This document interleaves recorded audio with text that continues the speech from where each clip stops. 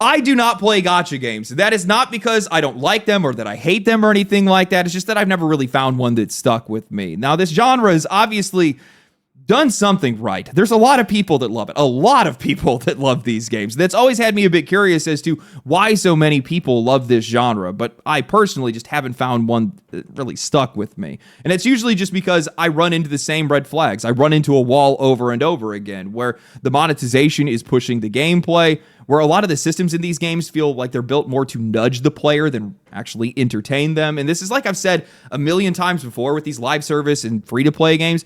I don't care how you make your money, but there has to be a real experience underneath it. You have to earn that money. In a lot of cases, they don't. So when Arknights Endfield reached out to me to make this video, to sponsor today's video, the first question I asked was, are you sure? And then second, I found this as good a moment as any for me to be able to really dive into the space and get a better understanding on it. I got about 30 hours into Arknights Endfield so far, and the one thing that stood out to me so far is that it wasn't really a big moment, as much it was just how little friction that I ran into. Progression felt really good. Exploration felt fantastic. There was really no moments where I was bouncing off any of the systems or anything like that in the game, or the game was constantly asking for my money. And that's what I want to talk about today. I want to talk about what it felt like to play Arknights Endfield, how the game treated me while I was playing it, and what really stood out to me that I didn't necessarily expect while I was going in. And this is one of the first times that a game like this has genuinely caught my attention. Now, before we start the video, I just want to say I try to stay as transparent as possible, even if it's a sponsored video. I don't really make exceptions there. If something feels important to say, I'm just going to say it. And if a sponsor has a problem with that, well, then the deal just doesn't happen. Honestly, part of it's principle, but the other part of it is just makes it way easier for me to not have to worry about trying to clean up my messes later. So before we get into my experience with Arknights Endfield, I just want to address the elephant in the room. I do not have a problem with gacha games. I never have. They are a known quantity. A lot of people are into them. I've dipped my toe into the space before. Genshin Impact, Zenless Zone Zero, Uma Musume, and years ago I lost an embarrassing amount of time and money to Summoner's War. Where I usually fall off isn't even the monetization itself. I'm not really a fan of the currency obfuscation that sometimes permeates this space, but the bigger issue here, at least from my own experience, is that gacha systems end up often weakening the overall gameplay over time. Progress will stall if you don't have access to new characters. The game starts revolving around of polls instead of play, and the actual mechanics of the game just take a backseat. And so far, that really hasn't been my experience with Endfield. They gave me a few different accounts to mess around with at very different stages. One was right from the start, which offers pretty much everything already unlocked and maxed out. And sure, you can definitely feel the power difference when you're running around with endgame characters and fully upgraded gear. But what I kept noticing is how the game itself didn't really change for me. The way that it plays, how the systems fit together, the general flow of it, that all stayed intact no matter where I dropped in. I really didn't know what to expect going in. I'd seen the reveals, I'd kept up on some of the trailers, and over the years I've had a lot of people tell me how good the writing is in Arknights, but even so, I still go into a free-to-play game with pretty low expectations by default, and because of that, I wasn't really expecting how polished this game would feel on a basic moment-to-moment level. The game controls really well, and you guys already know how big of a deal that is for me. It's probably my single biggest complaint when it comes to a lot of modern games. If something doesn't feel good to play, well then none of the stuff surrounding it really matters that much. Here, the movement is responsive, inputs feel immediate, interacting with objects is pretty intuitive, and you're not fighting the camera just to do basic things. Now, if I had to have one real nitpick with the controls, it's the lack of grappling and ledge grab mechanics, because if you jump towards an object or you jump towards a cliff or something like that, you're just going to clip into the side of it and fall, and I get why it's designed this way, especially for a lot of the platforming sections, but personally, I feel like having a little bit of more forgiveness there would just make the movement feel a lot more immersive overall. But I will say that the tightness of the controls do carry directly over into combat, and honestly, combat is what really clicked for me first. I've mentioned this before, but I'm a huge fan of the Tales of series, Symphonia, Vesperia, Berseria, etc., and this game is incredibly similar. Each character has their own elemental affinities, combos chain off of basic attacks, special abilities, group skills, and ultimates. Weapons matter, playstyles matter. You got ranged, melee, fast, slow, magic-focused characters. It's just about anything you can think of, and it all feels distinct. A lot of the abilities are all conditional too. You're setting up each other in different ways, using different characters in different ways. Hitting the end of a combo while an enemy is still under a very specific status effect can change your finisher entirely, either consuming the affliction on that enemy or amplifying all of your follow-up attacks. It's really cool in motion. You can freely swap between characters in combat or just stick to one if you want, which makes it really easy to be able to adjust on the fly. And the animations are absolutely wild in this game. I've spent a lot of time playing Leviathan. She leans heavy into fire damage, and her ultimate just pulls out this massive flaming sword that just wipes out everything in an AoE. It looks great, but most importantly, it feels powerful. Now, what I enjoyed the most was experimenting with different setups, stacking damage over time effects, breaking defenses, freezing enemies, lighting them on fire, knocking them up into midair, lowering their attack, or supporting through healing, all of that stuff. And this is something that I noticed when I was bouncing between a lot of the different test accounts, is that even on a completely fresh free-to-play starter account using only what the game gave me, that depth didn't disappear. Sure, you can still feel the raw power of a fully upgraded premium character, but the baseline characters do not feel shallow or restrictive by comparison, which is something that I didn't expect. There is still a lot of room to be able to just experiment, just as many combinations to be able to mess with. It never really felt like the game was withholding any of the interesting parts of combat behind a paywall, just different flavors of power, if that makes any sense. So take that as you will. The voice acting is what really caught me off guard. Not just that it's there, but how much of this game is actually voice. Main story stuff, a lot of the side content, even smaller moments that you normally expect to just be text only. And none of this stuff has any of the same flat delivery either. Different characters have their own different races, and those different races have their own accents, American, English, Scottish, French, and more. And it just makes this entire world feel a lot more inhabited, I guess. Like these people are actually coming from somewhere rather than sounding like they all just came out of the same recording booth. The story was another big surprise for me. Enfield is obviously pulling from a much larger foundation that was built by the original Arknights, and it really shows here. You're playing as these spacefaring colonists coming from the planet Terra, stranded on another world after the Aether Gate that brought you there was destroyed in the last war. From there, you're just trying to survive in what they're calling the Civilization Band, a loose network of corporations and syndicates that cooperate, compete, and undermine each other while living on a planet that is rich in resources and actively trying to kill you at the same time. It lands in this really interesting space where fantasy RPG elements, magic, characters, factions sit right alongside sci-fi ideas like colonization, industrialization, and survival.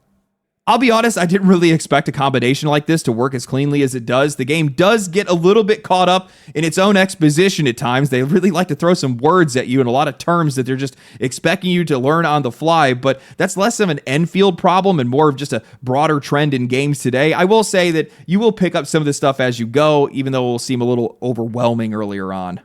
What really stuck with me is the position that the story is putting you in. You're expanding a civilization on a planet that you don't actually belong to, not because you want to, but because really there isn't any other option. Progress is not heroic here, it's just required. You have to industrialize, you have to mine resources like Originium to be able to function, the same resource that enables your arts, the pseudo-magic that this world depends on, and almost immediately, the game makes it very clear what that costs. Mining that resource will expose the people and the environment to an incurable disease, something that you're confronted with very early on when you see a child that's already suffering from it. The game does not let you ignore that contradiction.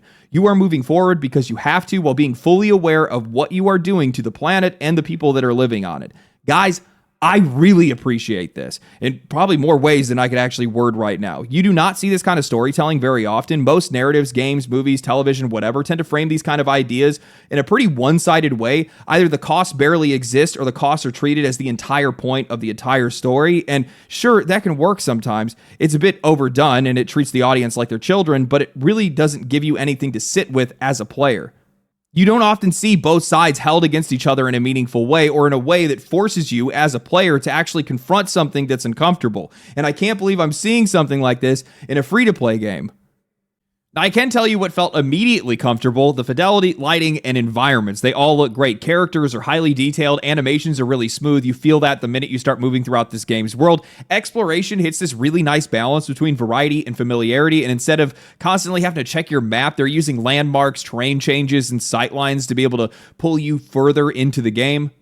A lot of that comes from the state of the world itself. You're moving through the aftermath of old conflicts, old outposts from earlier wars, new structures that were built during later expansions, entire regions that have been reshaped between the fighting of the Angoloi and the Landbreakers, architecture that's going to shift depending on which corporation controls that area, and there's a constant clash between untouched wilderness and aggressive industrial expansion. In some areas, nature is reclaiming the land. In others, it's been completely erased. That contrast makes the world itself genuinely interesting to explore, and it also helps that the exploration in this game is constantly rewarding you. Enemy camps, secrets, puzzles, side activities, little events. There's always something that's going to be pulling you off of the main path. That's where I really started to notice the lack of friction in this game more than once. I just kind of forgot about what kind of game that I was playing. I was just roaming around, fighting enemies, gathering materials, opening up the map, and just letting the systems feed back into each other naturally. And that's where I think everything starts looping back into what really sets Endfield apart from the rest of its competition, and that's the base building and factory expansion. Now, if you guys have watched this channel for any length of time, then you guys would know that I have a problem when it comes to survival games. I've sunk hundreds, probably thousands of hours into stuff like Satisfactory, Subnautica, Valheim, Minecraft, hell, even Stardew Valley, the entire genre at this point. Endfield leaning into that space is originally what got my attention, and it's kind of wild how cleanly it fits into the rest of the game, and it even sidesteps a few of the issues that normally trip these systems up.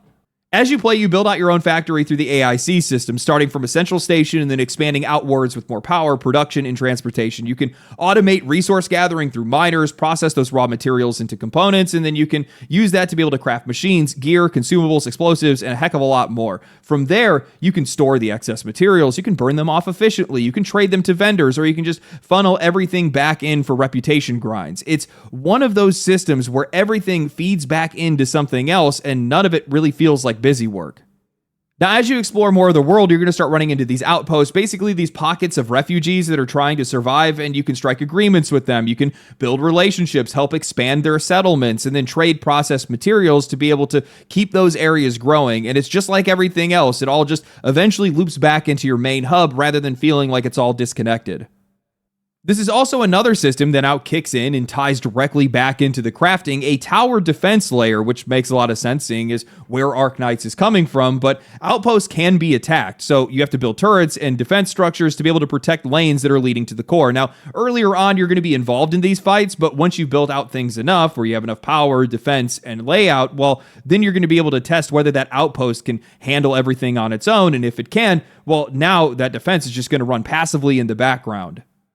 And this is probably the part of the game that I actually like the most. Through automation, you could actually make progress without constantly being logged into the game. That's always been my biggest issue when it comes to live service games, that feeling of if I'm not constantly playing, then I'm constantly falling behind. Here, you could be passively farming materials and gear and upgrades and all kinds of different things and have tower defense running in the background for other rewards, and slowly you're just building more momentum without any pressure to play. Now, what really helps with all of this is that you don't have to be an optimization god yourself to be able to engage with any of this stuff. You don't have to be great at factory planning or defense layouts or anything like that. Players can share blueprints and builds with each other, so you can just engage with these systems at whatever depth that you actually want. You can go in deep if that's something that you're into, or you can just keep things simple and just still benefit from how everything connects to each other. I remember when I was playing Grand Blue Fantasy Relink, and I was thinking to myself, man, I really wish that there were more games like this. Not only just its aesthetic, but also just like how a lot of these games play. Being able to have all of the party members involved in the combat at once, and how you're going to balance them, and the different abilities they have, how they can work off of one another. Obviously, the aesthetic is another thing as well. I'm a big fan of anime. I watch a lot of anime to begin with. I think that the anime art aesthetic just holds up really well over the test of time. But, you know, also the character designs work very well for them as well. But while playing it, I made a couple of observations into the idea of why so many people are dedicated to a lot of these games, why people love a lot of these games. And I think it actually just comes down to just the general production quality. I mean, if you throw away the free-to-play mechanics in a game like this, it's essentially a AAA game. The storytelling's fantastic, the music is top tier, the character designs, the mechanical designs, everything is there. Everything that you want to be there is there. And not only does it make you really interested in those characters and the world, but it also makes it feel like there's something for just about everyone. I mean, there's so much mechanical depth between how you're going to pair up your characters and what kind of play style you're going to have between them. There are also some rough edges. I'm not going to pretend like there isn't. There's some things that I'd like to see them clean up a little bit, mostly around the factory building, the AIC. There feels like there's a little bit too many, it feels like there are too many steps in between being able to craft things that you need immediately.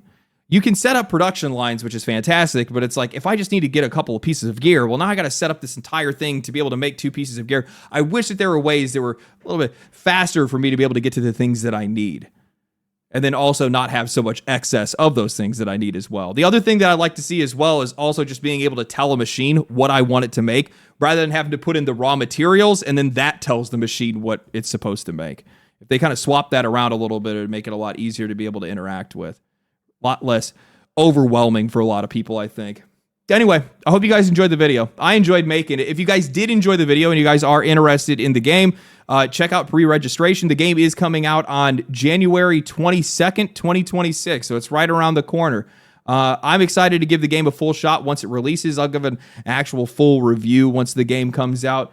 And yeah, that's all I got. Thank you, Arknights, for sponsoring, Arknights Endfield for sponsoring today's video. Thank you guys for watching, and I will catch you guys in the next one. Stay cool, stay righteous, stay safe. Peace. Family, family, family, family.